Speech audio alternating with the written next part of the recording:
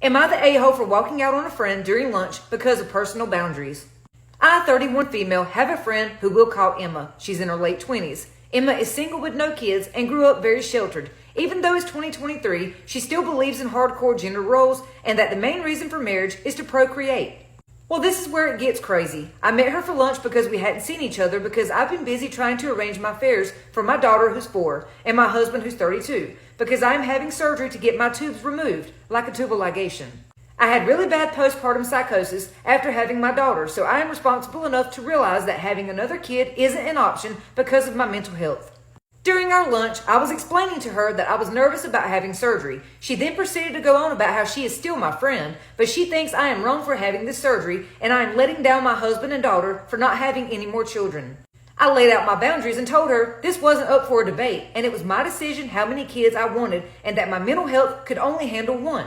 Because I'd rather my little girl have her mother all there instead of a sibling and a mom who wasn't all there. She then proceeded to say if I had a husband, I could never do that to him.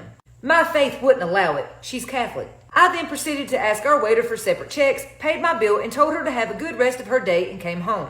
My husband saw I was very flustered, and he said he agrees with me being angry. Emma thinks I was rude as hell for not staying longer, even though I clearly laid out my boundaries, and she is fully aware that my postpartum experience was less than ideal. Am I the a-hole? Not the a-hole. First off, your body. You know it better than anyone else. Emma doesn't have a husband or children. She doesn't know the half of what you've been through. And we see this judgment a lot in the religious community.